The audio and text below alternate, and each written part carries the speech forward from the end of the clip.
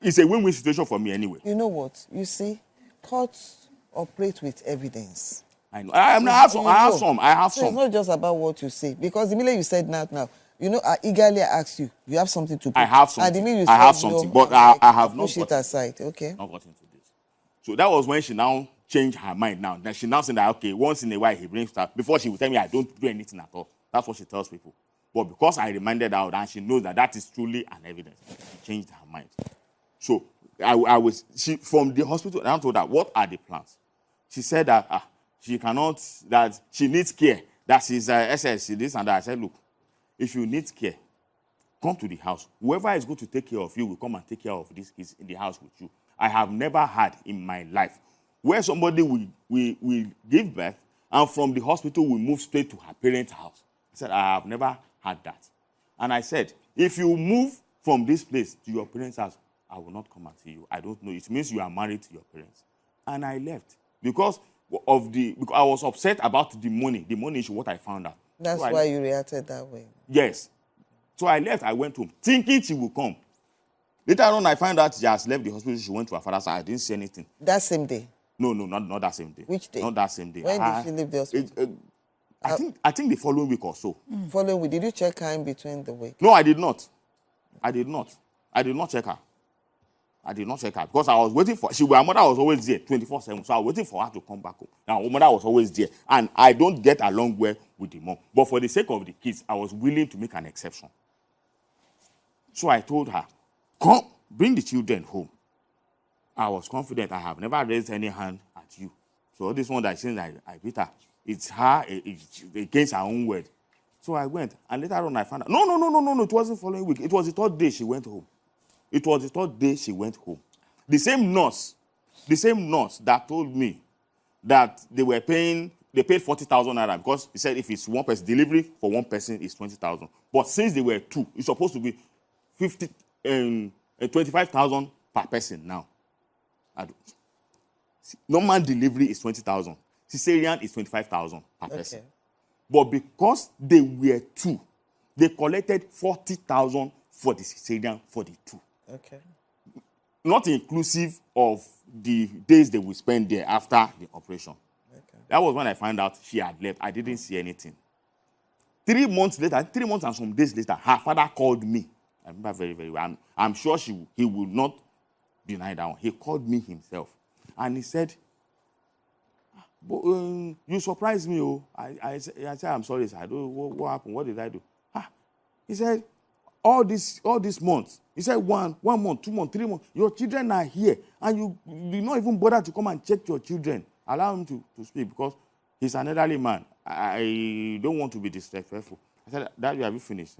I said, please, if you were not an older man, the way I would have answered you would have been different because I was really upset. You have a son and he's married, he has kids. I said, sir, did your son go to his in-laws' place to go and visit his children and wife? That was the exact question I asked the man, and he will confirm it. That was his question, and he kept quiet. He said it was your wife that called me and asked me whether she could bring the children here. She needs care, proper care, and all those stuff. And I said, thank you, sir, for the feedback. I said, but for me, if my wife, my child, my daughter, should bring her children after putting to bed to my house, I said, I will say you should wait, sit down with the children. I'll pick up my phone, I will call her husband. My friend, your wife is coming to my house. What is she coming to do in my house? She's coming to look for care. Then you should have told me, this is not a daycare. That was what I was telling the man, her father. That's exactly what I told him. I said, even if my wife is bringing my children to you, you should have at least, my friend, what is going on now? I'm the one that will beg you that day, Joe. Come on, let this lady come with the children. They need care. I'm the one that should beg you. He said, okay. I'm sorry about that. You have a point there. But what do we do about it? I said, we don't do anything. Please, sir, don't call my line again. Yes, I told him that with all due respect. I added that one, with all due respect. Don't call my line again. This is an insult on my person. I didn't ask her to come there. I asked her to come to the house. Anybody that wants to come and say, the man called you. And that was that. quiet. I didn't say anything. This matter is unfolding as Judge Funmi continues the cross-examination in the next episode. If your baby daddy is denying paternity of the child to avoid upkeep, or you suspect misattributed paternity situations, submit your case online at www.thejusticescourt.com for a prompt resolution of the matter.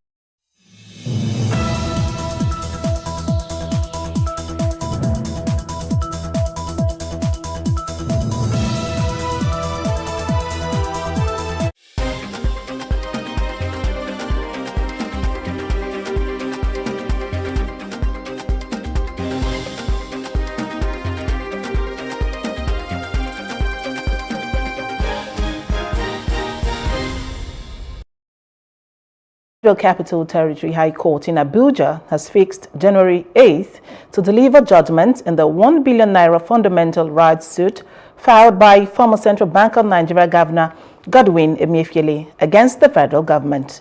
Listed as defendants in the suit were the federal government, the Attorney General of the Federation, the Economic and Financial Crimes Commission, and its chairman. He is urging the court to declare that his prolonged detention by the agency of the first and second respondents since June 10, 2023, and subsequent transfer to the custody of the third and fourth respondents on October 26th without being arraigned in court was unlawful. House of Representatives members of Northern Extraction promised to donate 350 million naira for the rebuilding of Tudun Biri community of Igabi local government area of Kaduna State. The leader of the Northern Caucus, Alassane Ado Doguwa, who led the members of the caucus on a condolence visit to Kaduna, announced that the donation was in addition to the earlier donation of 45 million naira made to victims by the Speaker of House of Representatives and the Kaduna State Caucus in the House. Governor Uba Sani appreciated the lawmakers and urged them to ensure that the victims get justice. The governor said investigating the incident was the most important thing that should be done by the National Assembly so as to prevent further reoccurrence.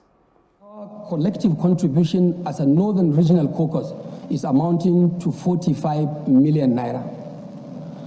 Distinguished ladies and gentlemen, we have also considered and agreed through the leadership of the House of Representatives, obviously through the Speaker, to also bring on ground some developmental projects. I believe the National Assembly must go back to drawing board and look at the laws that have to do with the security apparatus in our own country. Because most of those laws are obsolete. They are not in line with the global best practice. As we are speaking, there's no synergy between the federal security agencies and the state government. The People's Democratic Party said it would write the independent national election today to demand fresh elections to replace its 27 members in the Rivers State House of Assembly who defected to the All Progressives Congress. A total of 27 members of the House elected on the PDP platform on Monday defected to the APC and threatened to reject the request of the state governor, Siminalayi Fubara, for approval. The reason adduced for their defection, according to the letters written to the Speaker, Martin Amayewule, and read on the floor of the House, was predicated on the division in the party as regards to the tussle for the position of the National Secretary of the PDP, which had made communications channels difficult. Prior to the 2023 governorship election in the state, Nyesom Wike, then governor of the state, had reportedly bought funds for dozens of PDP stalwarts, including Fubara, as governorship aspirants. But Wike was reported to have picked Fubara, who was then Accountant General of the state, a situation which created ripples among party leaders who said Fubara was not a politician and was not part of the struggle. Earlier in a statement, Ologun Agba declared that by defecting from the PDP, the seats of the respective 27 lawmakers had become vacant by virtue of the provision of Section 109(1) subsection G of the 1999 Constitution as amended. Women in Nasarawa State who had been peacefully demonstrating against the appeal court's affirmation of Governor Abdullahi Sule as the winner of the 2023 governorship election in the state have declared that they are indigents of the state and not foreigners, as alleged by the state's All Progressives Congress. The APC had accused the women of being hired from neighboring states by the PDP to constitute nuisance in Nasarawa State in the guise of protesting against the judgment which nullified the ruling of the Governorship Election Petitions Tribunal, which earlier declared David Ombu Gadu of the PDP as the winner of the election. Reacting to the allegations in Lafia, the Nasarawa state capital, one of the leaders of the women groups, Awuta Cletus, said they will not stop protesting until the PDP governorship candidate David Ombu Gadu reclaims his mandate at the Supreme Court. They should fear God. They should fear God and do justice. As you can see my dress, justice must reign. We want justice. That's why we are crying. That's why we are here for justice. Supreme Court, I am appealing to you to deliver this judgment justly. Let them fear God. They are calling them Kotu Allah Isa in Hausa, and we don't want that name to nickname them to continue to follow them, but we are pleading. Let them do justice to David Martins Umbugadu's case and give us our case, our mandate. We are crying for our mandate, our right. We are fighting for our right. We are not for anything apart from. The civil societies against injustice and bad governance have appealed to Nigerians of good conscience to intervene in the activities of Justice Maurice Ahemba Ikpambase in the administration of the estate of late Godwin Dabo at Zoana. Addressing journalists at a protest in Makurdi, the group alleged that Justice Ikpambase, who was the administrator of the will, undervalued the property and sold it off to the dissatisfaction of other members of the family.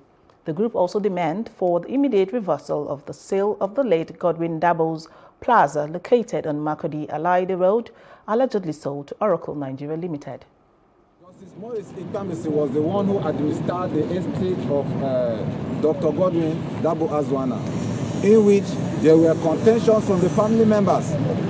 He went ahead to give some of the family members he deemed fit the papers to sell the land against the majority will of the family members. And at the end of the day, the land was alienated to Oracle Nigeria Limited, which belongs to the former governor of Benue State, Governor Otom. The group have also appealed to the governor of Benue State, Reverend Father Hyacinth Alia, and the National Judiciary Council to open up investigation into the activities and roles in land grabbing and the administration of the estate. In the valuation of this property, we saw that there were a lot of fraudulent issues. I think this is an abuse of the public office of Justice Ikpambase and the trust imposed on him by the Nigerian government. Appeal that Justice Morris Ikpambase should resign from his seat as the Chief Judge of Benue State, for he has abused the trust imposed on him as the Chief Judge of Benue State. Efforts to speak with the Justice Ikpambase, who is the state's Chief Judge, failed at the time of filing this report. Now moving on to other parts of Africa. Egyptians are voting on Tuesday in the third and final day of presidential elections as incumbent President Abdel Fattah al-Sisi is widely expected to win a third term in office. The election this year is overshadowed by the war in Gaza and a severe domestic economic crisis. For weeks before the elections, authorities have urged people through local media to vote en masse amid fears of a low voter turnout.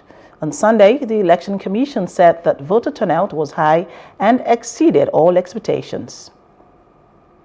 And in outside Africa, the United Nations General Assembly is due to vote later today on a non-binding resolution demanding an immediate humanitarian in Gaza. The United States, one of the only 5 permanent members of the Security Council, used its veto on Friday to halt a draft text calling for a ceasefire. In a bid to build pressure, Arab countries called for the new special session of the General Assembly following a visit to the Rafah border by more than a dozen Security Council ambassadors this week. There are no vetoes in the General Assembly, but unlike the Security Council, its resolutions are not legally binding. Now moving on to business. The federal government says if the country records a solid revenue performance, it will return to the National Assembly for appropriation of extra revenue in 2024. Wale Edun, the Minister of Finance and Coordinating Minister of Economy, spoke when he appeared before the Senate Committee on Finance led by Sani Musa. President Bola Tinubu had presented a 27.5 billion naira budget proposal for 2024 to the National Assembly about 2 weeks ago. Speaking on the development, Edun said the revenue performance of the country is encouraging, adding that it is expected to continue. And in entertainment,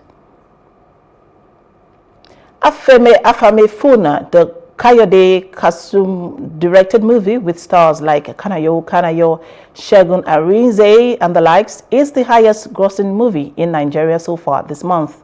According to data from the Cinema Exhibition Association of Nigeria, the movie has grossed a total of 21,714,750 naira.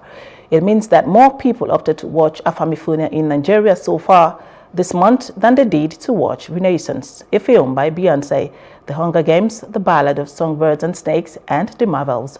Just like Afame Funa, Elesin Oba, The King's Horseman is another successful title that wasn't presented in English. Bankolat and Double Decoy also made the list in second and third place, Federation of African Football Awards. The award makes Oshoala's 6th award in the category. The Agbabola Crooner is regarded as one of the most celebrated African female footballers of all time and the first Super Falcons player to score at 3 consecutive FIFA World Cups. Oshoala had become a household name in the Nigerian and African football space, having made her senior team debut in September 2013. Oshoala won the prestigious Women's Football Award in 2014, 2016, 2017, 2019, 2022, and recently 2023. And that's it on the news update. For more stories, please follow us on Facebook, X, and Instagram. And do subscribe to our YouTube channel at Plus TV Africa and Plus TV Africa Lifestyle. You can also view us from Limex on limex.tv and Glow TV apps anywhere in the world. I am Shade Uwe. Many thanks for watching.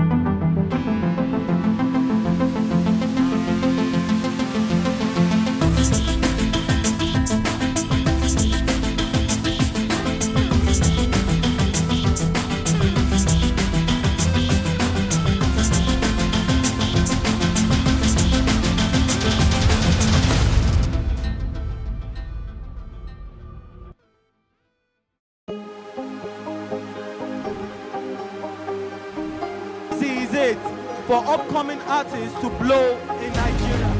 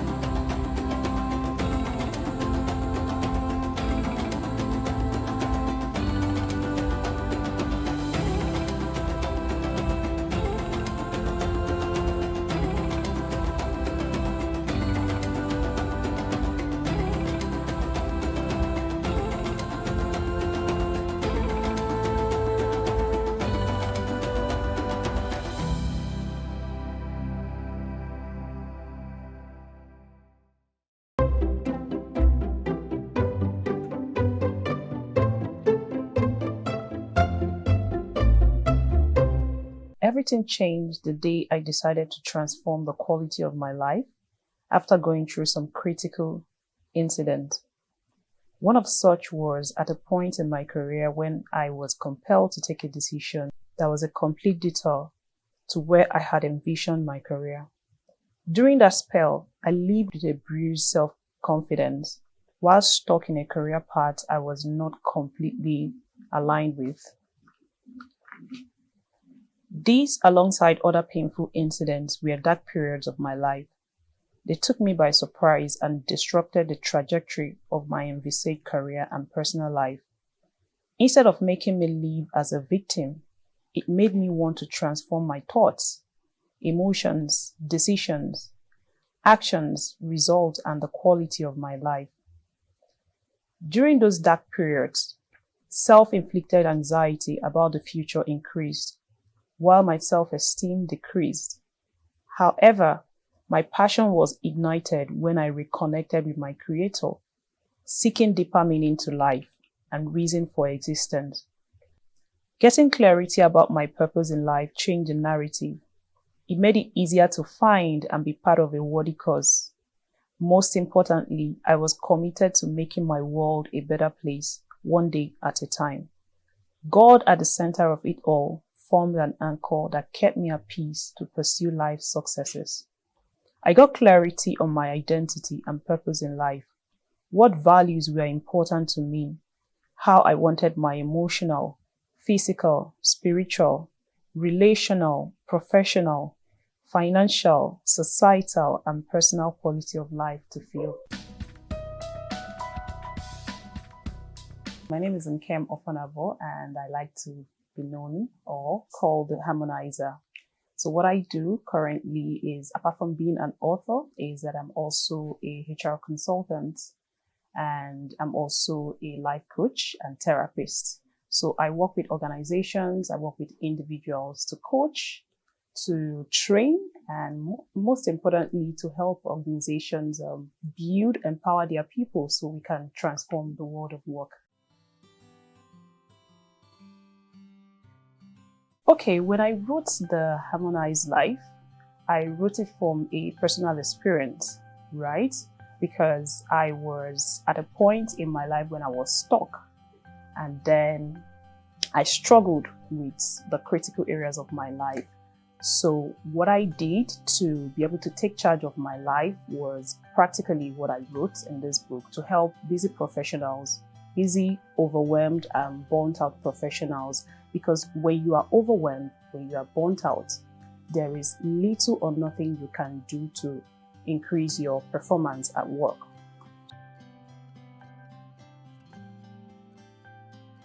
My book, I love to call it a self-leadership.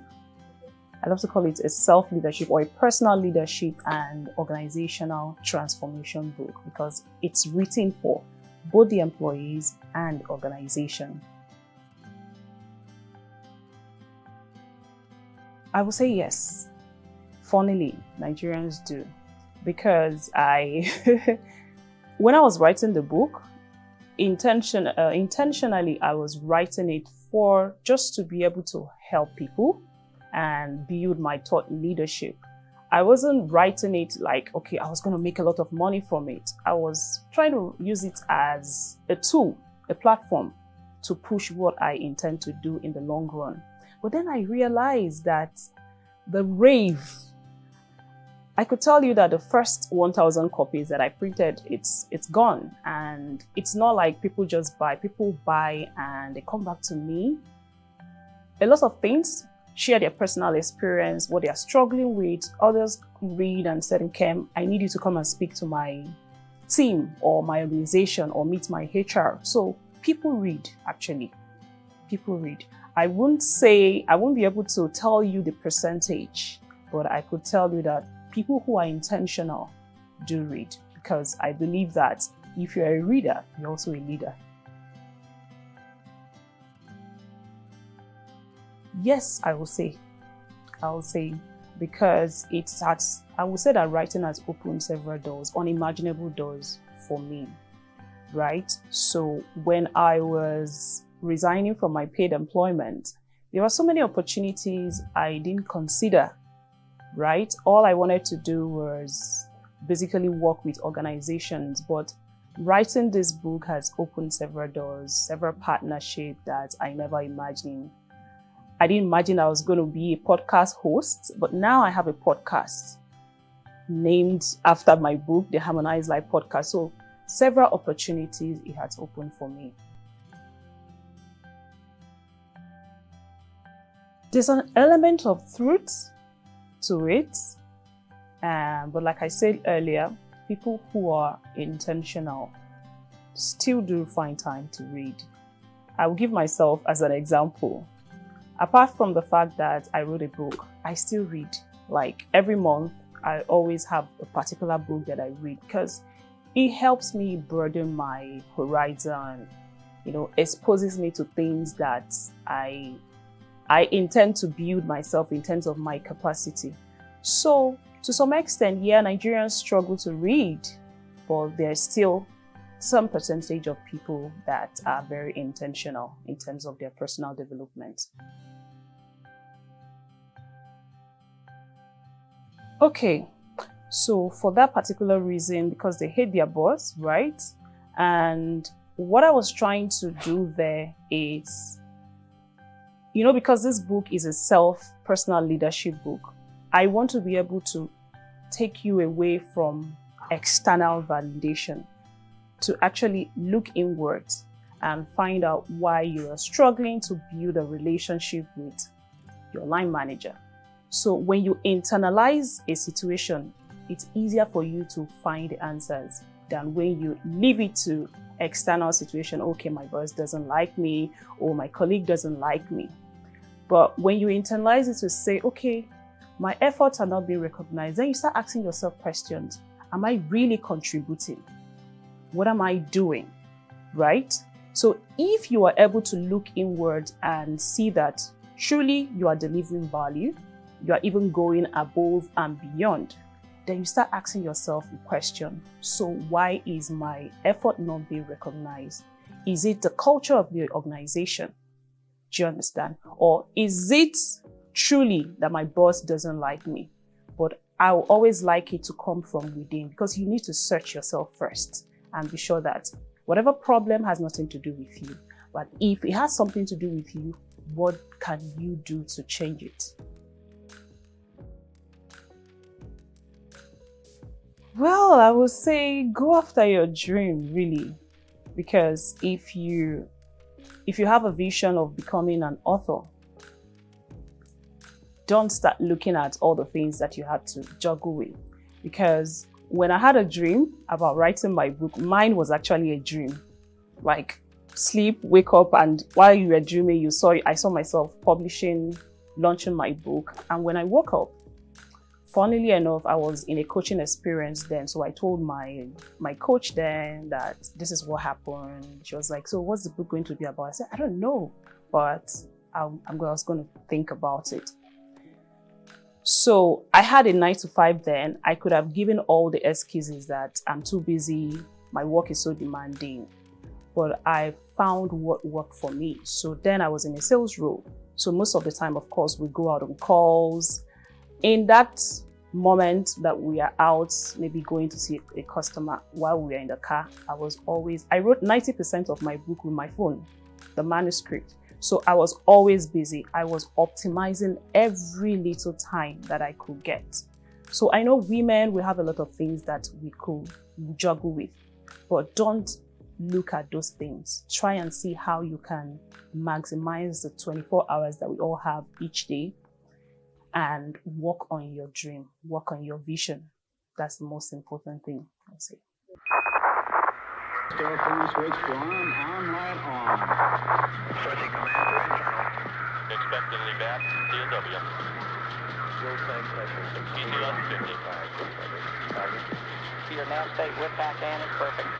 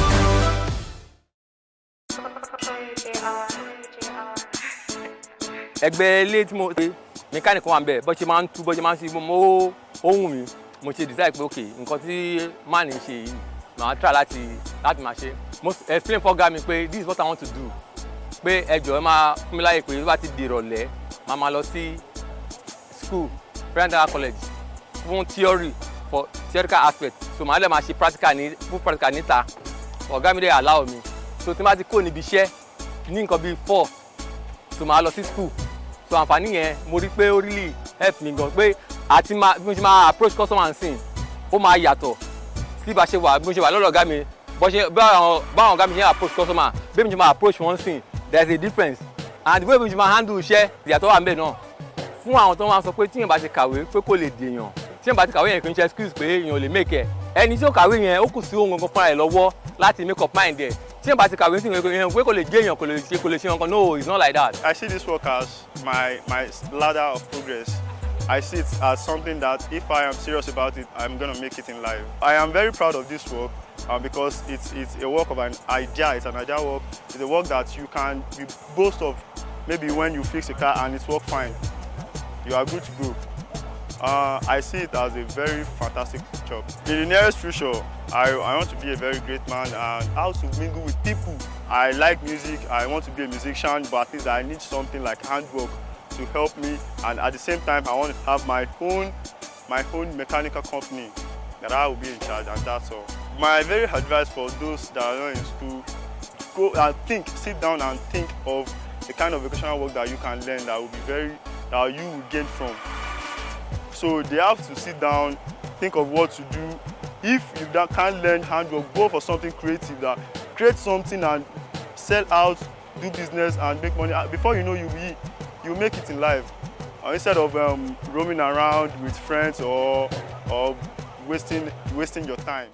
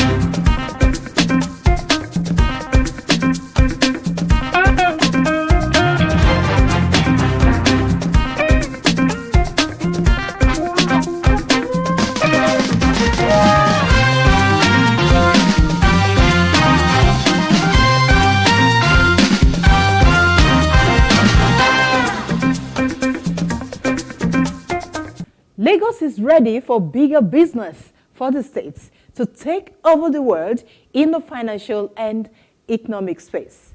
This is according to Lagos State Governor Babajide Sanwo-Olu. Governor Sanwo-Olu spoke during an interview with journalists in London on Lagos' participation at the Lord Mayor's Show, LMS. The LMS, as it is known, has run for over 800 years, and Lagos is the first city in Africa to have been invited by London for participation. The governor said it was a testament to the upward economic trajectory of Lagos State. Governor Sanwo-Olu used the opportunity provided by the Lord Mayor's Show to drive investment to Lagos State. Greater Lagos is indeed rising. And this is the Greater Lagos Vision. And I'm your host, Lovikuku Oyedokun. Welcome. This is Lagos, the heartbeat of Nigeria. A city steeped in rich cultural heritage and now poised to become a global financial center. We're at the Lord Mayor's Show, and it's an opportunity for us to just depict what Lagos is all about. And it's only at an event like this, competing with other bigger cities and other nations, that you can get to tell your story. So it's storytelling time for us. In a historic moment, Lagos made its inaugural appearance at the renowned Lord Mayor's Show in London, a testament to its growing economic prominence. Lagos is a big mega city on its own right now. It's the largest city in Africa. It's the biggest economy that is a sub-national in Africa. But we want to make it one of the international financial centers in the world. All we're trying to do is to be able to let the world know that Lagos is indeed ready for bigger business. Lagos isn't just open for business. It's a gateway to the future, embracing innovation and welcoming investors from around the globe. We invite the world to witness Lagos's dynamism, progress, and the myriad of opportunities available for transformative, groundbreaking projects. Lagos is indeed ready to take over the world in the financial space, in the economic space, and to truly really be able to tell both the Lagos, the Nigerian, and the African story, and be able to let other parts of the world know who we are, understand our culture, understand that we're the center of culture, entertainment, music in the whole of Africa, and to also be able for people to know what we have to give to the world.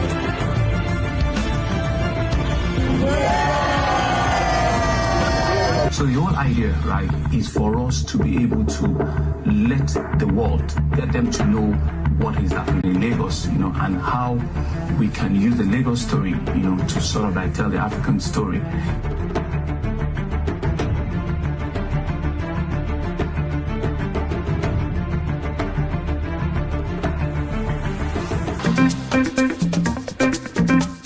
This episode features scale acquisition. Sanwo-Olu reiterates commitment to youth women empowerment as Lagos trains 4,592 in vocational skills. Red Line, Sanwo-Olu commissions Oyingbo Bridge, promises more projects. Tackling building collapse, Sanwo-Olu unveils LASBCA's new office, calls for professionalism. Details of this and many more when we return. Please don't touch the dial. Lagos State Governor Babajide Sanwo-Olu has said that his administration will continue in his efforts to provide skills acquisition programs across the 3 senatorial districts of the state to create more job opportunities for women and young people. Governor Sanwo-Olu made this pledge while speaking at the graduation and presentation of certificate ceremony for the 2022 graduates of the program held at the LTVA Blue Roof in Ikeja, Lagos. A total of 4,592 students completed the training. They were taken through various skills at 19 centers for the 2022 training session. Breakdown shows 1,329 to be males and 3,263 to be females, with the best 19 graduates, one each across the centers, awarded working tools in their chosen vocations. Aggregately, over 18,000 candidates have been trained through the Lagos State-sponsored training programs free of charge since the establishment of the scheme in 2019. In his keynote address, Governor Babajide Sanwo-Olu assured them that the state would continue to allow youths and women to contribute their quota to national development. The average age of all the graduates here today is about 24 or 25 years. Give yourself a round of applause. This is what we want it to be. We want it at your young age for government to be able to support you. It doesn't matter if you have gone to university. It doesn't matter if you have gone to an higher institution. But you might lack the skill that is needed for you to be entrepreneurial, for you to have the skill to be able to do things for yourself and by yourself. That's the difference of skill acquisition. It's not the number of graduates or university degrees that you've earned, because the white-collar jobs are not there every day. So we need to think out of the box. We need to be able to create those centers and ask you, what skill, what can you do with your hand? What can you innovate? What can you do with your thinking?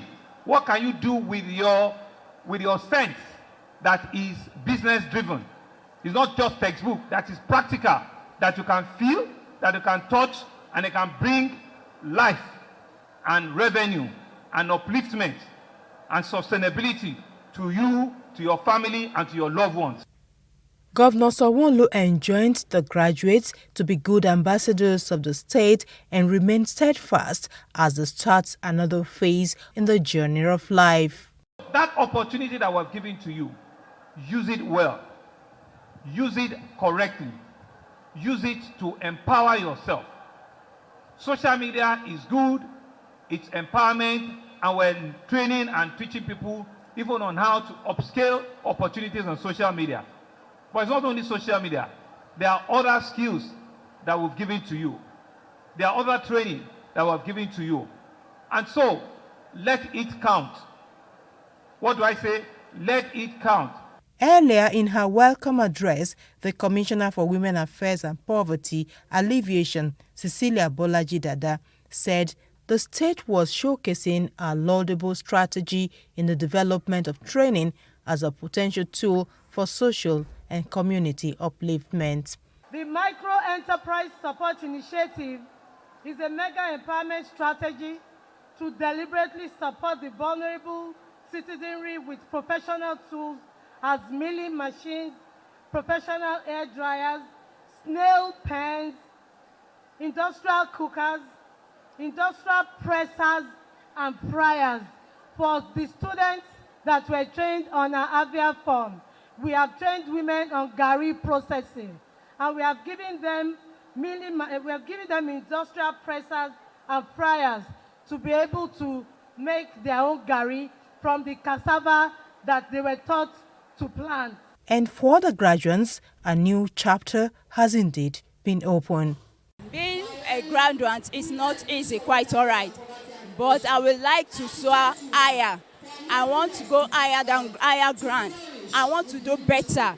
I want to give back to society what the Lagos State has given unto me. A skill is something that lasts forever.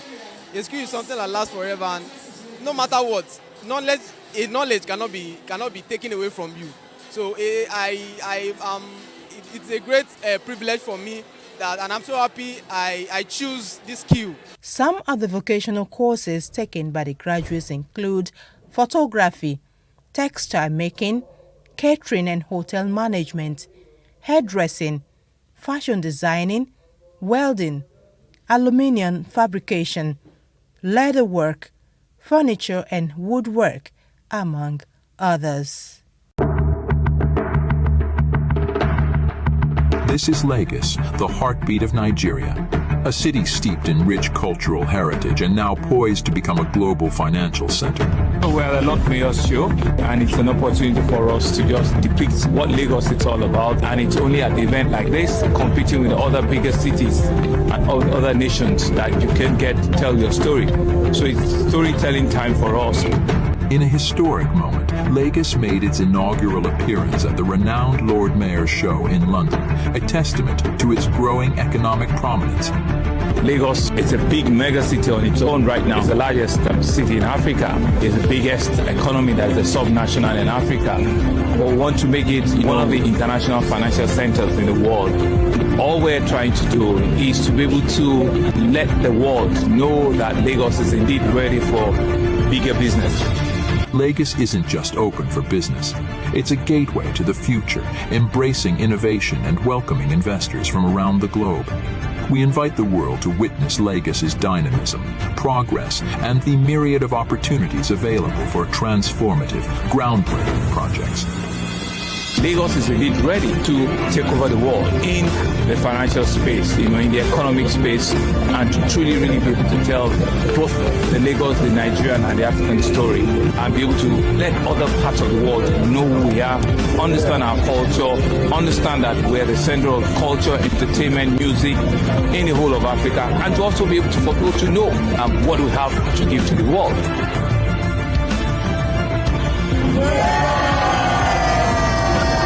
So the whole idea, right, is for us to be able to let the world, get them to know what is happening in Lagos. But GDP of Lagos is actually bigger than GDP of Kenya, it's bigger than Ghana, it's bigger than Rwanda, and it's bigger than Senegal. As a little sub-national, it's very big in how it stands, in how it sits, and it's all of that conversation that we think a lot of people need to know what is happening in Lagos, and how we can use the Lagos story, to sort of like tell the African story.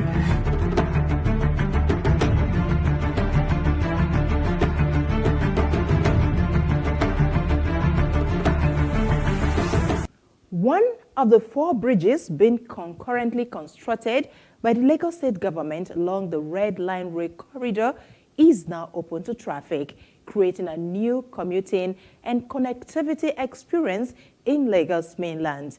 Governor Sanwo-Olu, while speaking at the unveiling of the Oyingbo overpass, noted that the inauguration of the bridge was timely. The construction of the T-shaped overpass is expected to serve as an alternative route to access Ebute Metta, Oyingbo, Yaba, and Surulere. The project is undertaken by Lagos State Metropolitan Area Transport Authority, LAMATA.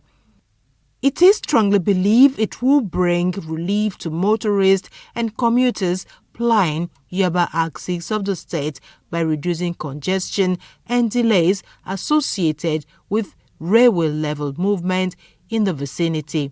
The overpass bridge also eliminates pedestrian and vehicular interference on the rail tracks, significantly reducing the risk of accidents and collisions between trains and vehicles. Ecstatic crowd of residents thronged the ceremony where the governor and members of the state's cabinet gathered to formally inaugurate the project. Thank you very much. To media reach. Governor Babajide Sanwo-Olu described the inauguration as timely. With this overpass, we are providing what we call permanent solutions when the train starts, because you need to build the infrastructure before the rail continues.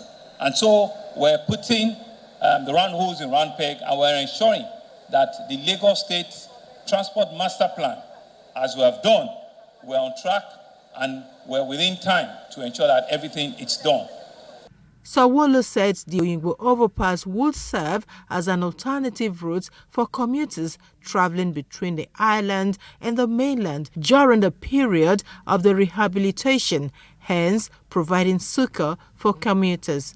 The governor declared that the remaining overpasses at Ikeja, Mushin, and Oyingbo were at their completion stages and would be open to traffic before the end of December 2023. Where we are here is the Oyingbo bus station.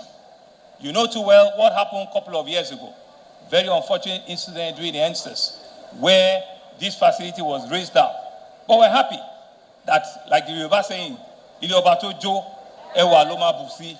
Now, Oyingbo has its bus station, but Oyingbo also has a bridge overpass, and Oyingbo also has a rail station, all within the same walking distance here in Oyingbo. Sanwo-Olu said the delivery of the Yaba flyover reflected his government's plan for an integrated transportation system. He disclosed that the Red Line trains will soon begin pre-inauguration test run to be followed by commissioning and formal operations of the Metro Line in 2024. The governor, while warning against turning the bridge to a trading platform, served last notice to all those engaging in illegal trading on the railway tracks, instructing law enforcement agencies to ensure compliance. LAMATA Managing Director Abimbola Akinajo said 3 of the 4 remaining bridges had been completed and awaiting commissioning. There were 10 level crossings identified along the LRMT Red Line corridor, which was seen as having heavy traffic, and so therefore, over which we have now built overpass bridges. 5 of them, or at least they have been identified as requiring overpass bridges. 5 of them were allocated to Lagos State Government, and the 5 others to the Federal Ministry of Transport. Governor Sanwo-Olu strongly holds that the delivery of the infrastructure bore testament to his administration's determination to develop, provide sustainable solutions to transportation challenges facing the state. Lack of professionalism has been identified as the major causes of building collapse. To this end, the Lagos State Governor Babajide Sanwo-Olu has called on all Lagosians, especially professionals that are engaged in the construction industry, not to cut corners in the discharge of their duties. Governor Sanwo-Olu stated this during the unveiling of the Lagos State Building Control Agency's building in Ikeja.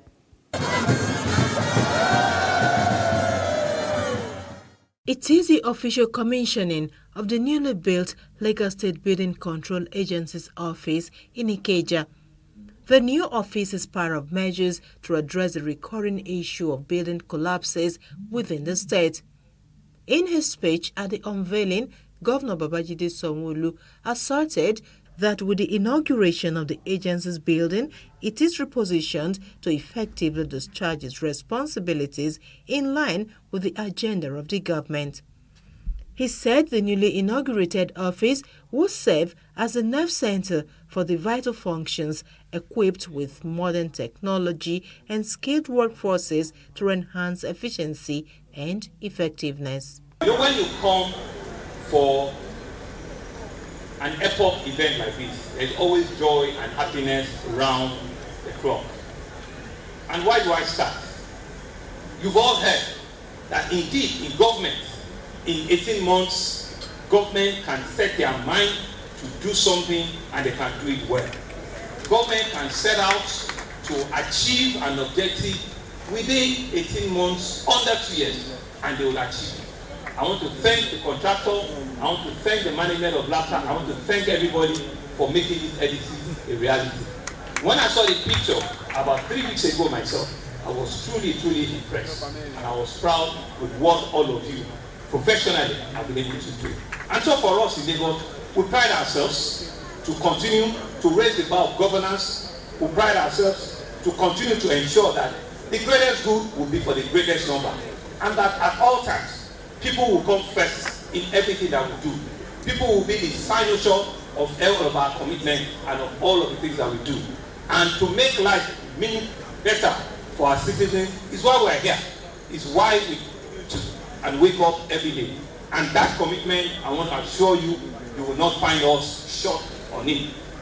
Governor Sanwo-Olu noted that with the right policy and execution in place, menace of building collapses would be reduced to the barest minimum in the state. He also said that government would provide the enabling environment and make policies to promote healthy buildings. The fear of LAPSA is indeed for us to have in our space an environment that truly represents how people should live and how they should behave.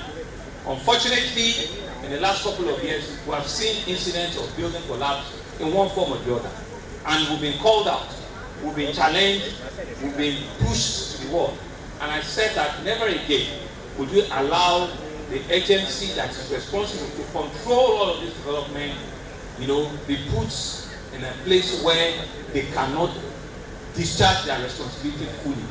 Sanwo-Olu urged all staff of the agency to rededicate and recommit themselves to achieving the mandates of the agency. I will be checking out on you.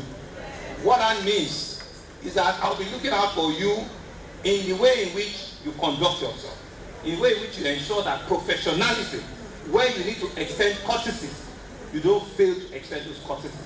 Where you need to show compassion, you don't fail. But where you need to show firmness and decisiveness, you are also not found wanting in it. Speaking on the importance of the agency's new building, the Commissioner for Fiscal Planning and Urban Development, Dr.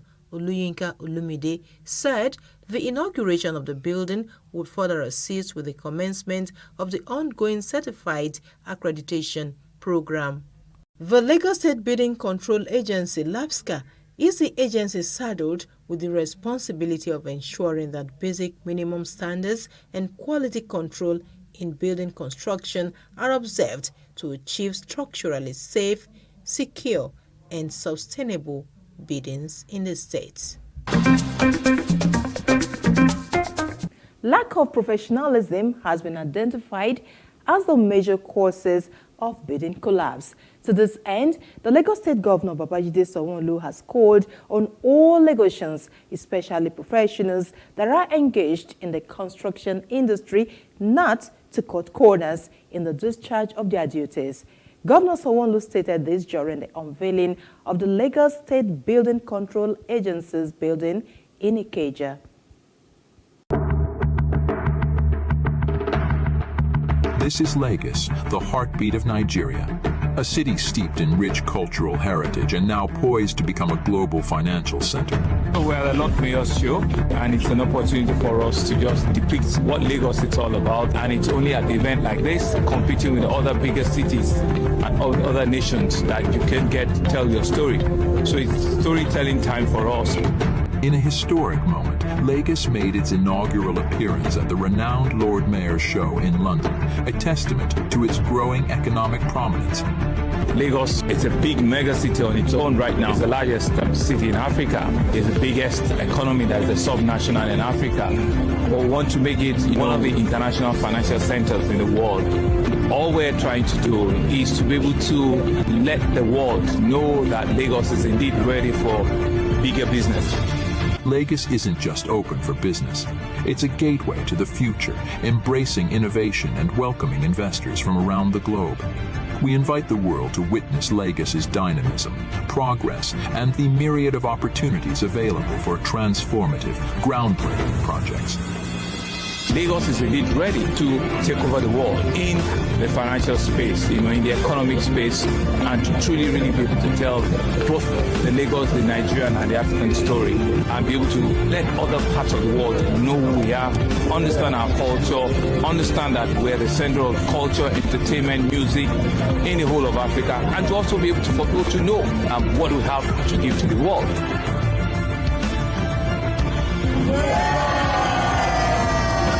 So the whole idea, right, is for us to be able to let the world, get them to know what is happening in Lagos. But GDP of Lagos is actually bigger than GDP of Kenya, it's bigger than Ghana, it's bigger than Rwanda, and it's bigger than Senegal. As a little sub-national, it's very big in how it stands, in how it sits, and it's all of that conversation that we think a lot of people need to know what is happening in Lagos, and how we can use the Lagos story, to sort of like tell the African story.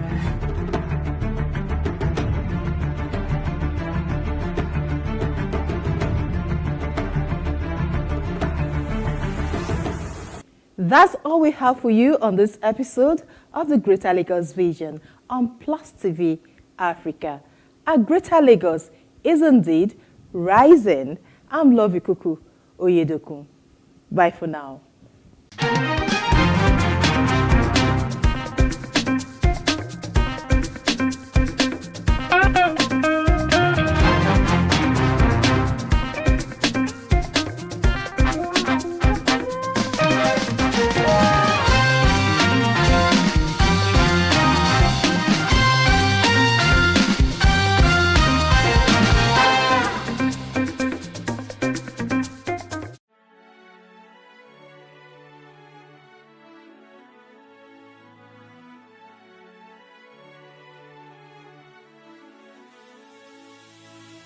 It is engagement we need to have. Those who suffer miscarriages are never taken into account. Members of the National Assembly are also influence peddlers.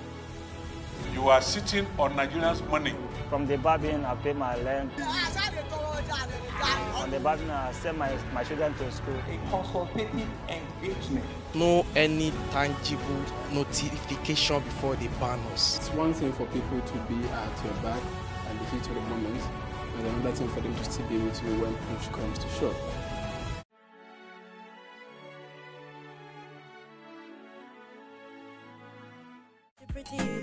I got the man them witty. I love to dance. My dream is to be impactful to humanity, and dance is connecting me to that dream. So I don't see dancing as just movement of the body. I see dancing as an amazingly powerful tool. Dance is the oldest form of communication. Before we are able to speak, we move first. Dance can speak to us, dance can nurture us, dance can empower us, dance can make us fit and healthy, dance can make us happy, dance can reduce stress level, depression rates, dance can stop you from even committing suicide, because it's an art form of expression. And when you get to express, you are able to live. When I look at dance, it's just a cloak I can wear to connect to humanity, to be a better person. Like some people ask me, so if you know the dance, what you want to do? I go do dance again. And I come from a family that only celebrates children because mommy is lawyer. We are like stifled in that pressure of what our family dictates that success is. And for me, you don't do that to a cafe. Don't say I can't be great as a shoemaker. I will prove to you that shoemaker, and in fact, I'm going to make shoe for Queen of England. I read book well. I love book well. And I dey pass. So it's not a second class option for me. So being great at it doesn't mean I'm the best at it, but I'll do the best with what I have, with what I know.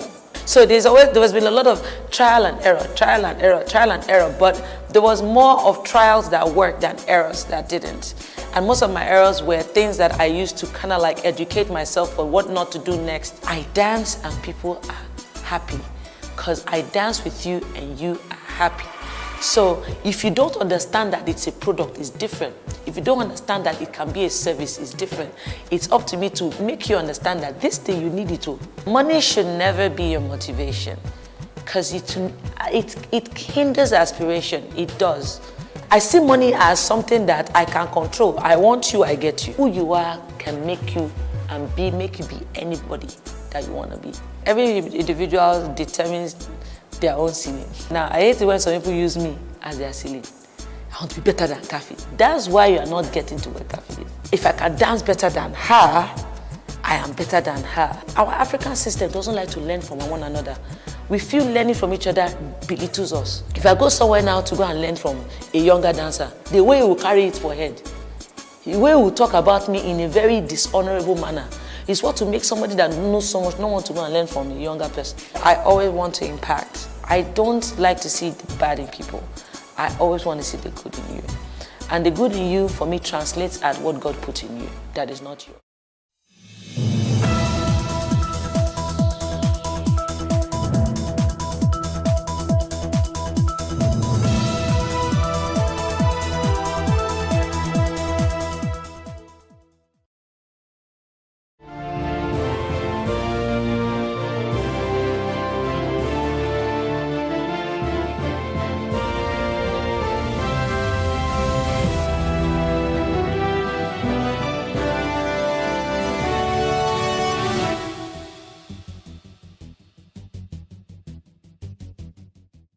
Senate asked the federal government to withhold allocations to local councils not democratically elected.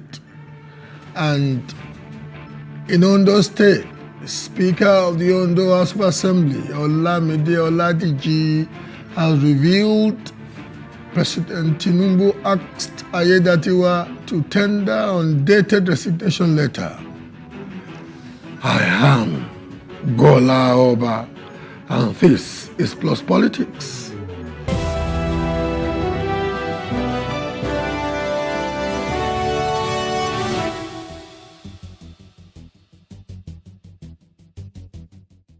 The Senate has asked the federal government to withhold statutory allocations to any local government councils not democratically elected.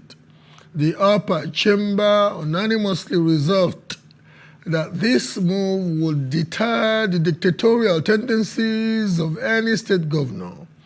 This resolution comes against the backdrop of a motion moved by Senator Abba Moro on the urgent need to halt the erosion of democracy vis-a-vis the dissolution of elected councils in Benue State.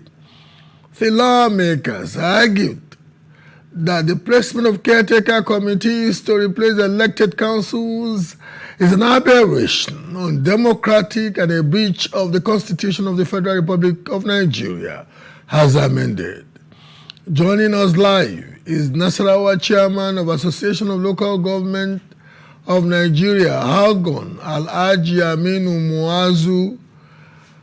My fact, we'll go on a short break. We'll soon be back.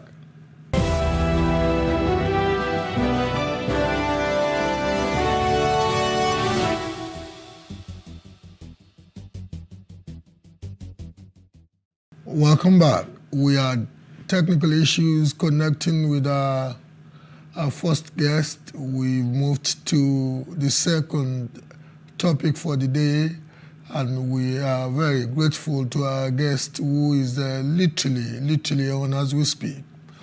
The Speaker of the Ondo State House of Assembly, Olamide Oladiji, has revealed that as part of efforts at ending the political crisis in the state, President Bola Tinubu had asked the Deputy Governor, Lucky Ayedatiwa, to tender an undated resignation letter.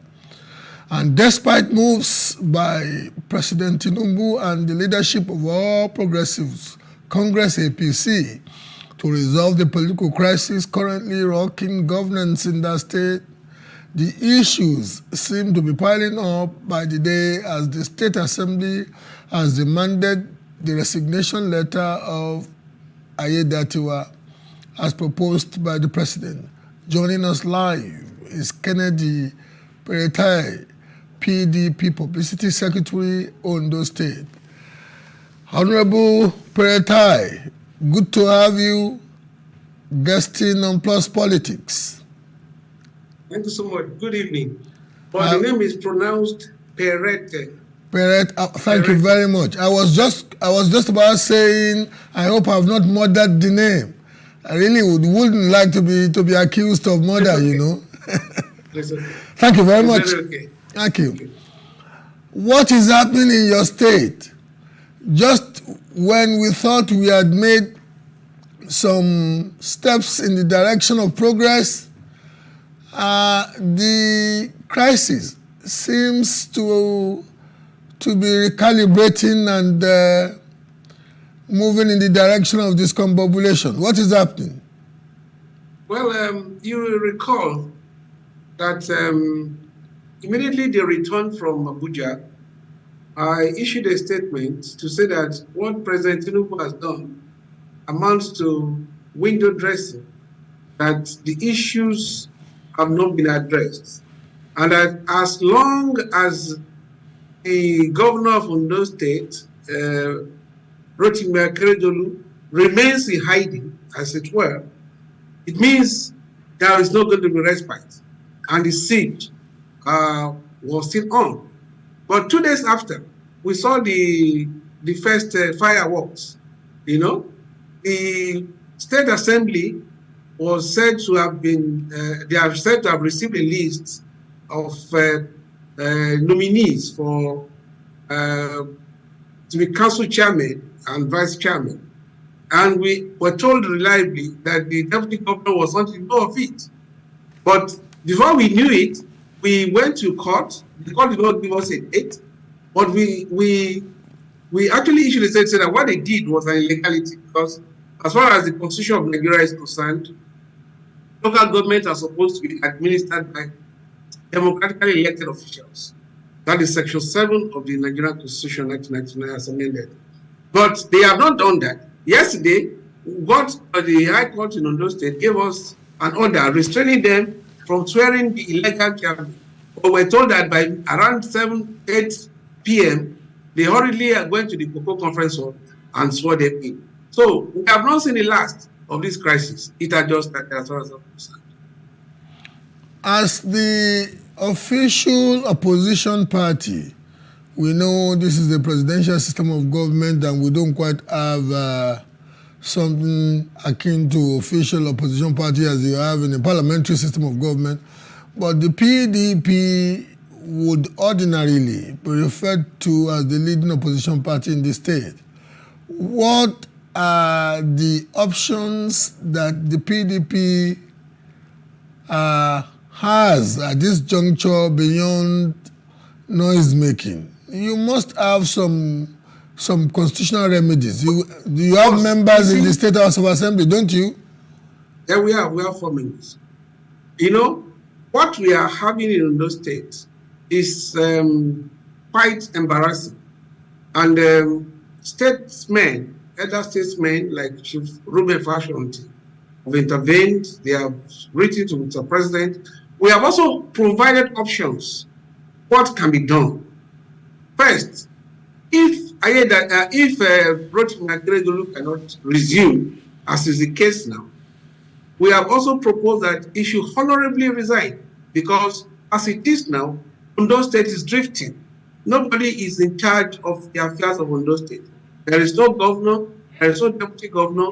The third in rank, which is the Speaker of Assembly, has been embroiled in a crisis with the deputy governor in the state.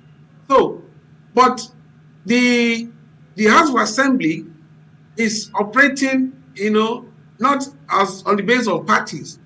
Once they enter plenary, or once they enter the one that they call executive session, according to them, they operate together. So it is not the matter of whether this person is PDP or this person is. I would suppose that statement that once they enter executive session, they operate together is an indictment of your party. That your members in the House of Assembly are lacking ideological commitment. They have no respect for the Nigerian Constitution, and they go in cahoot with the majority party that is seemingly slapping the Constitution black and blue. No, I've not said that. If you remember the processes that were involved, at a particular time, 11 members of the 26 members of Assembly were opposed to the impeachment. The 4 members, the PDP members in that assembly, are part of the 11. So we cannot say that they are working together with the APC majority. I've not said that. What I said was that at a time when some lists were making the rounds about signatures, one of the members from the PDP, that's the minority leader of the House, said that the list that was seen in public domain with the signature was the list they signed for attendance in one of their meetings. It was not for impeachment. But as it were, it was difficult for him to come to the public and make that known, so that it should not be a case of the majority suspending the minority, which happens all the time. We saw it in Edo State, where the governor made sure that some members of the assembly were suspended, and for a period of almost 3.5 years. You also need some tact, so that you don't get expelled, you don't get removed from parliament, and you'll be helpless, even though they don't have such powers. So that is exactly what I mean, that when they enter into executive session, they operate as a body, not as this one is PDP or this one is APC, not because they are collaborating with the so-called majority. However, the Constitution also has a provision that empowers the lower house of the National Assembly in a crisis situation like this, especially where you have an aberrant House of Assembly, to take over the powers of the State House of Assembly. And I would suppose at this juncture, the members of the PDP, both from Ondo State and at large in the National Assembly, especially the House of Representatives, ought to be articulating the implementation of that provision now. Don't you think so? Well, as far as I'm concerned, the issues are still being pursued, because there is a provision, a constitutional provision, which says that if the governor is unable to perform the duties of his office or the president beyond a particular point, maybe beyond 21 days, I think section 190, subsection 2, it says that the deputy governor is supposed to be empowered through the doctrine of necessity to act in the position of the governor, which is what we have asked the Ondo State House of Assembly to do, and they have not done. But in this case, what is clear to the public is that the Speaker of the Ondo State House of Assembly is a master of impunity. He is somebody who has made up his mind that he will stand against the will of the people, the wishes of the people, and continue to take instructions from wherever source is taking this instruction from. For example, how on earth can a speaker say that he was constituting caretaker committees when the Constitution clearly states that elections, democratically elected officials are supposed to run the affairs of the local government? So is it not the case of the lawmaker breaking the law? So Oladipo has clearly shown himself as incompetent and against the wishes of the people. So we are still in court in several of these cases. I hope, Kennedy, I hope you know the difference between what is called politicking and realpolitik. Kennedy, any reasonable Nigerian will agree with you that mountains of illegalities are literally being, are metaphorically being built in Ondo State. But the problem that an average, reasonable, well-educated, well-enlightened Nigerian would have is that what beyond the histrionics of talk, and talk is cheap. What is a party like PDP doing? Are you taking recourse to the law? Because as we speak, the Speaker of the House of Assembly and the controlling party in the House of Assembly are no bigger than the rule of law. And the only machinery that you have to articulate the effectiveness of the rule of law, we don't seem to see you guys articulating it. So is it just going to be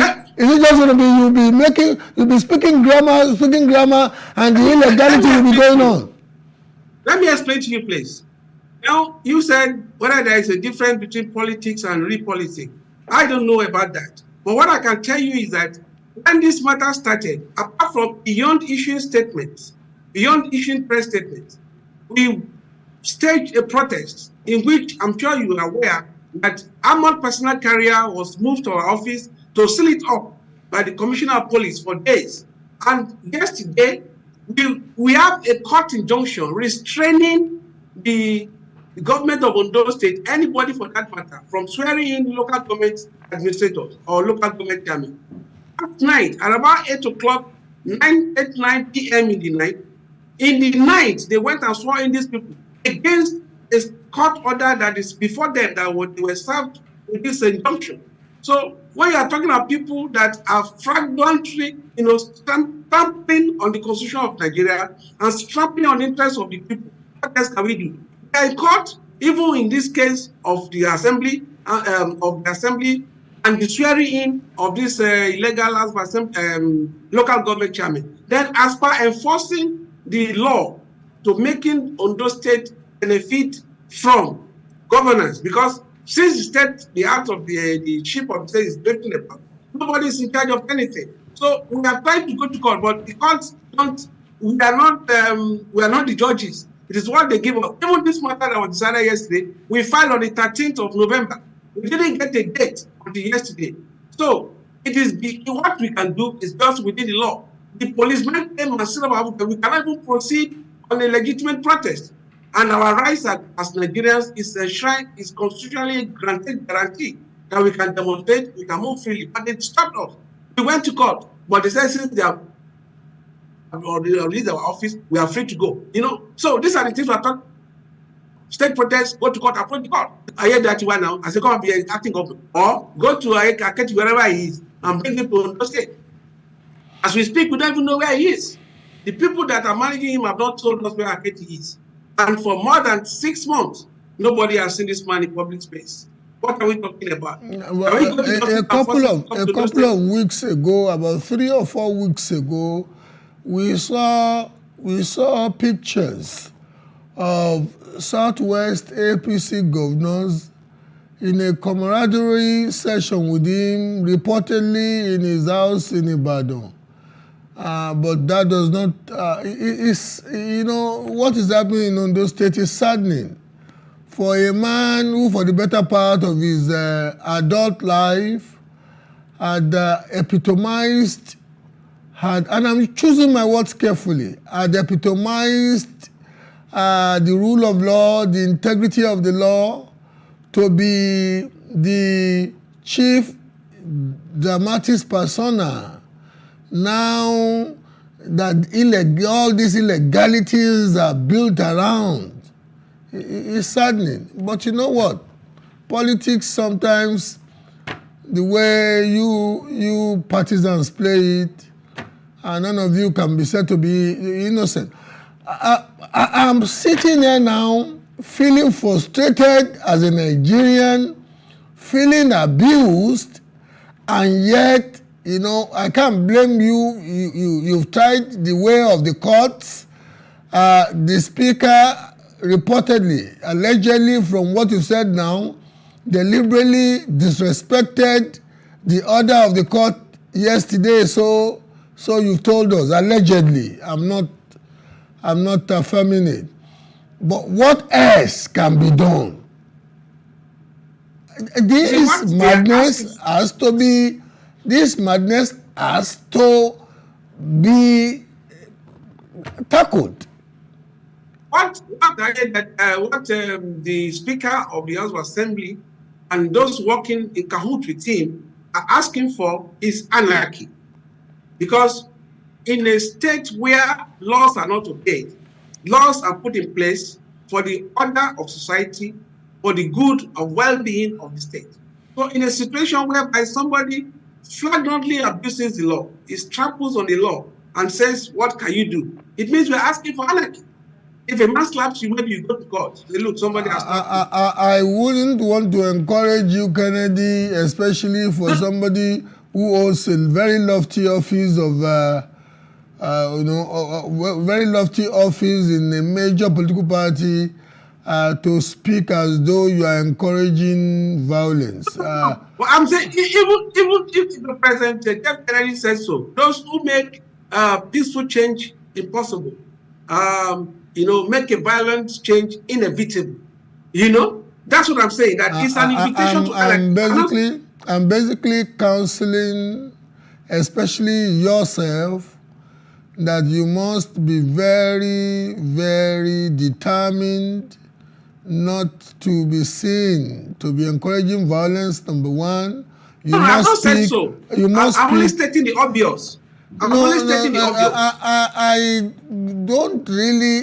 not condemning you, but I have a duty too to make sure that you are made to realize that some of your emotive pronouncements can be misconstrued by those who are ill-educated, who are not as exposed as you are, and that is why it is incumbent on me to make sure that I let you realize that you have a duty, especially to a system that you are profiting from, to be very circumspect in your use of language. No, what do you mean by profiting from? Is this situation profiting from in what sense? I'm a Nigerian. I'm not in government. No, you are the spokesperson of one of the two major parties in Nigeria. Yes, in a state of anarchy, there wouldn't be room for you to even sit. I think it's better that you get me clearly. It's better you get me clearly. What I said, those who make peaceful change impossible. I'm familiar with the dictum. I'm familiar with the dictum. I've not said. I'm familiar with the dictum, Kennedy, and I know how. I'm equally very, very angry. I must be very honest with you, and it's so much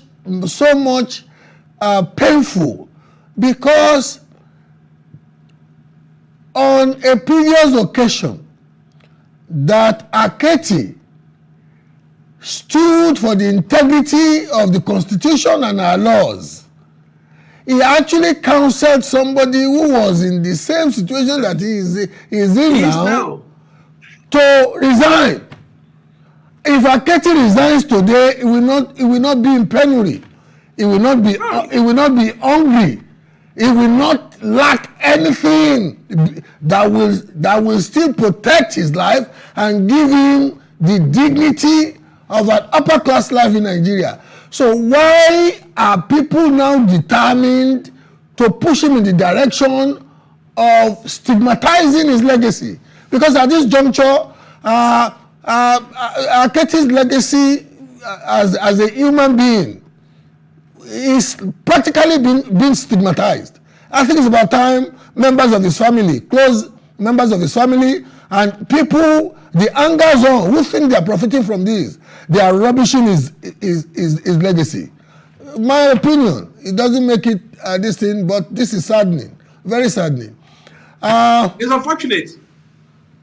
It's quite unfortunate that Ondo State is in this state of affairs, because Ondo State is, populated by very cerebral and people who are well-to-do in every walk of life. But where we have found ourselves is quite unfortunate, and we are using the opportunity to plead with those that are holding Ondo State by the jugular, that they should release Ondo State so that we can have peace in Ondo State, we can have governance in Ondo State the way it's ought to be. Anybody can be ill. Nobody is challenging the fact that Akedi, why should it be ill? No, why not? Anybody can be ill. But the Constitution provides for a situation like this. So once it happens, there is a constitutional safeguard which must lash onto for the state to move forward, which is what some people are holding back, including the Speaker of the Local Assembly. For example, how can anybody tell a man that was duly elected to bring a letter of resignation that is not dated? Where on earth is it hide? Where has that kind of thing ever happened before? It's ridiculous, and it's actually making Ondo State look like, people don't even know what they are doing. And just a few people are doing all of this. And we are using the opportunity to plead with them that it will be in their own very best interest, because there's posterity in everything we do. There's history. I'm going to record for everybody which role individuals played in this drama. And we are just doing our own part as much as we are able to do, using the law as our guide. This issue of Aiyedatiwa having been made by the president to sign an undated letter of resignation, one does not know how far that is true, but I just pray it's not true. And the reason why I pray it's not true is that His Excellency the President may be walking a very, very thin line of decency on that subject for a man who, for a time in his life, stood against the Gorgon Medusa of autocracy, fought for democracy, had to go to exile for democracy, being privy. I just pray it's not true. And you see, I don't suppose people like you two or people the Speaker said so. Speaker of the Ondo State Assembly said so in plenary. It is in black and white. He said so. It's on tape. I'm not the person saying it. I understand your point, Kennedy, but at this juncture, I am not one that respects that speaker so much anymore, because he could say anything. A character like that could say anything to either want to bamboozle those who are not standing with him, or wanting to machinate his own selfish ambition. Because all this, to any political tea leaf reader, all this is about the ambitions, the vaulting ambitions of these characters. Or am I wrong? Because, very correct, sir. What I said in some of the statements I issued earlier was that I expected Mr. President, who's also a veteran in this business of politics, to know that what is at stake is the 2024 elections coming up in Ondo State. Who will succeed Aketi in the APC? So it is a fireworks that is connected with who becomes the successor to Aketi to pick the APC ticket. Now, whatever it was, Aiyedatiwa is deputy governor, and he has a constitutional duty or responsibility to take over from Aketi if Aketi is incapacitated in this manner. But those who are also eyeing the governorship seat know that if Aiyedatiwa becomes acting governor, they will be at a disadvantage in the contest for the APC ticket. This is the underlying factor. This is what is behind all the fire I've seen. I hope some of those who advise the president will remember that they literally, including the president, literally took to the streets when it was necessary to help articulate the emergence of the then Vice President Goodluck Ebele Jonathan to have the Constitution work as it ought to work for him. And now, Kennedy, how do you want to end this? We really have to go now. Yeah, let me say that the problems that we have in Ondo State are being inflamed by the president himself, because if some people are becoming difficult to deal with, are refusing court orders, he has that wit, he has that act, he has that strength.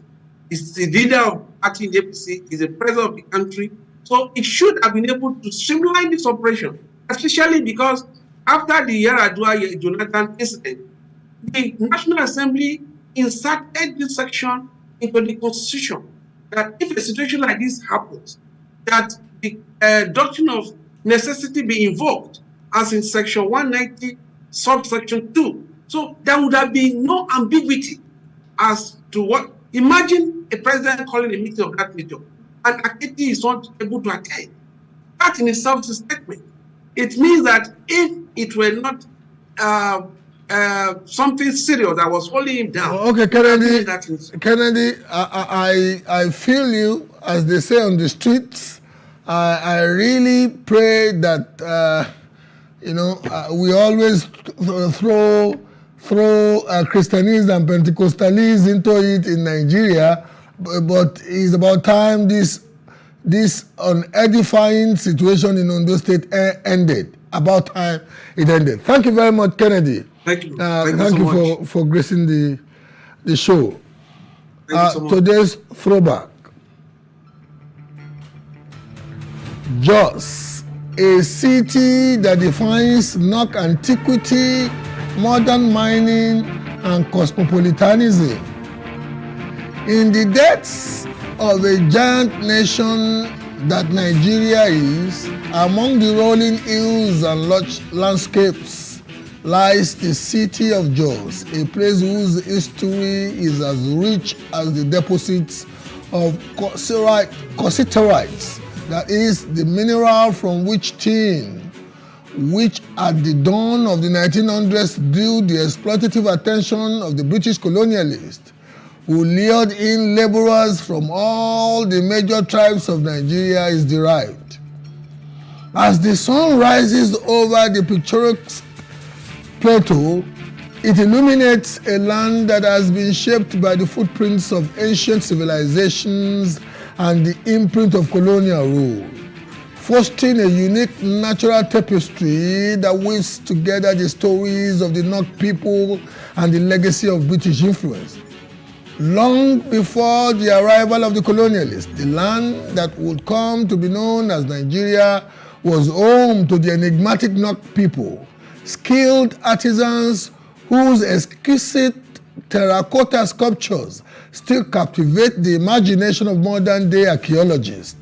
The Nok people, thought to have thrived around 1000 before Christ, in the vicinity of today's city of Jos and the sprawling Nok Valley, which reaches far out to parts of Kaduna, indeed Kwara, left behind a trail of mastery and mystery. With their sudden disappearance in the late first millennium shrouded in the mist of time, The echoes of the Nok people lingered in the fertile soil of Jos as indigenous ethnic groups, predominantly farmers, cultivated the land and forged their own traditions and ways of life. As the wheels of history turned, the British colonialists cast their gaze upon the beautiful land, enticed by the discovery of vast deposits of cassiterite, the primary ore for the production of tin. The allure of mineral wealth led to the establishment of Jos as an important center for tin mining, forever altering the course of its history. The British, under the governance of direct rule, remember that the Fulani never conquered the aboriginals of the Benue Plateau territory, made their presence felt in Jos Plateau, a marked divergence from the indirect rule they employed in the Fulani Emirates.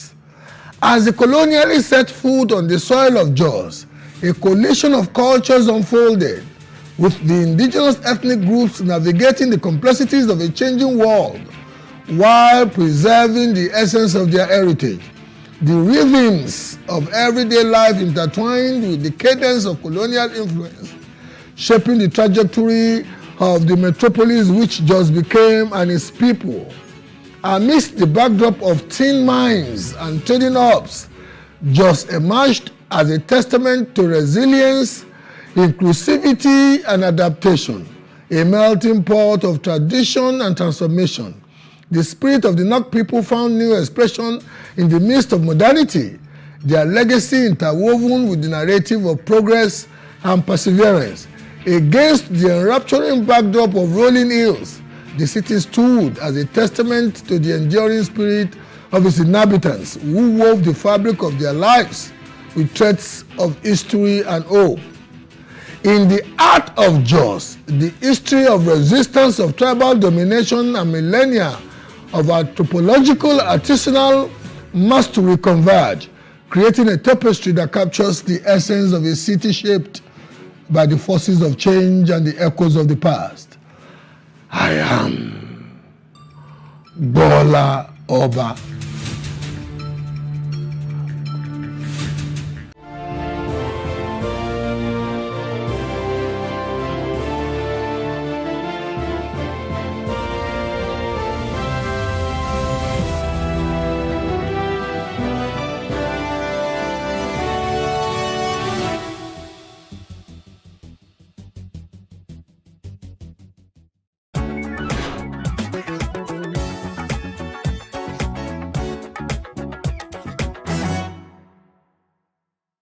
I have not come across a blind person who have become sighted. Unfortunately, I've come across too many sighted people who have become blind.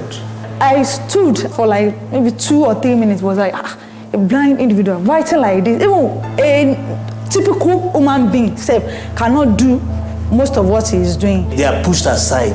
They look them as perpetual beggars, and it's not supposed to be. Some of us, we are learned. We don't need pity. We need opportunities. We need encouragement.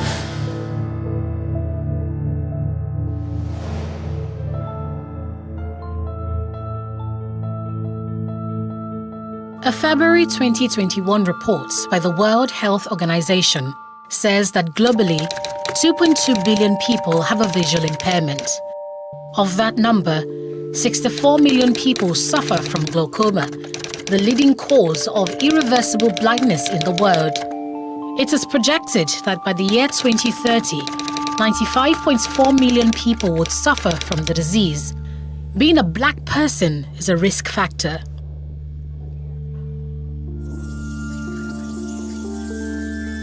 At Ikeja Junior High School, Lagos, Nigeria, there are 55 steps from one end of the hallway to the other. There are 18 steps down the stairwell and 15 steps between classes. Cyril Ujime counted them all because he needed the figures as well as his white cane to find his way around work. It's more than the cost price. Cyril is a 48-year-old visually impaired mathematician. He teaches math here to students with and without hearing disabilities in junior secondary classes 1 to 3. This situation presents a peculiar communication challenge. Imagine they will do sign language, I cannot see what they are signing. I will talk, they cannot hear what I'm saying. So if they want to talk, I cannot even hear them. They will make noise with it. And it has really been a very difficult situation. How are you today? Fine. I had to learn a little bit of sign language, and that gladdened their heart. They love seeing me making that effort to communicate with them. Unfortunately, they feel, because I cannot see them back, they feel saddened about it, that I'm not seeing them sign back to me, communicating with me in their own way. Here's where 30-year-old Tawalkat Babatunde comes in. Take note, it's over the cost price, not the selling price. She's a sign language specialist at the school. She works with Cyril to coordinate and communicate math lessons to the class. I'll make sure the class is being arranged. Okay, keep quiet, watch what he's saying, explain. When he's explaining, I'll demonstrate. You do give them classwork and homework. I'll mark it, distribute it to the students. Honestly, the first day we worked together, I stood at just for like maybe 2 or 3 minutes. Was like a blind individual writing like this. Even a typical human being cannot do most of what he is doing. So I was amazed. Cyril Ojime is a 1996 graduate of Pure and Applied Mathematics from the University of Ilorin, Kwara State. He's also an award-winning math and further math teacher with experience spanning 11 different schools in 5 states across Nigeria since 1999. Cyril recalls a childhood experience that motivated him to take up teaching as a career. I used to have a math teacher.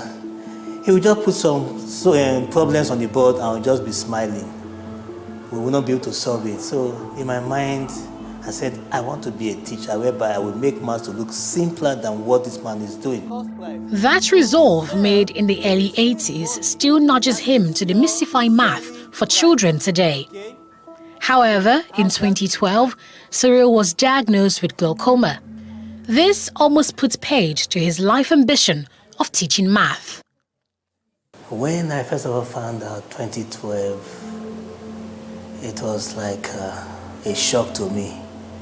Because as at then, in my family, the extended family, we only know for maybe eye issues such as myopia or long distance issue. Then maybe at worst cataracts, but nothing like glaucoma. So it was a surprise to me. And when it started, it was as if it was an insect in my eye that was blurring my vision. So when I was told it was glaucoma, I went to Google it to read more about it. When I learned it was white blindness, I got a bit scared at first. But I said, okay, let me see what can be done. Dr. Adiola Onokoya is a professor of ophthalmology at the Lagos University Teaching Hospital, LUTH. She throws some light on Cyril's condition. Glaucoma is the commonest cause of irreversible blindness. It's a disease of the nerve of the eye. That nerve is like a cable that connects the eyeball to the brain. In glaucoma, what happens is there's some damage, inside the eyeball where you have those nerves originating from that we call the optic nerve. They are damaged. And what damages them? Well, it's either there isn't enough blood flowing into them, or because there's a lot of pressure inside the eye. And once those cells in the eye die, even the eye is opened, is looking at whatever object, but there is no connection. There's a disconnect between what the eye sees and the brain. So the eye looks normal, but no image processing is taking place. What causes glaucoma and how can it be treated? Nobody knows the cause. And if the cause of a disease is not known, then there's no cure. It's commoner in blacks than in the Caucasian. There's just an inherent, risk for us to develop glaucoma, being blacks. And then if you have a family history, because genetics is at the basis of glaucoma, really. And then if that pressure is high, that's eye pressure, intraocular pressure, if it's high. And then people who have severe hypertension, people who have very low blood pressure, Even people who are using low blood pressure medication, but they are overused. Prime of his career, when glaucoma struck, he was deputy head of the math department, mathematics coordinator, and was vying to be head of senior school before he began to have challenges with his vision. The new reality devastated him. He began to struggle with tasks that were once easy.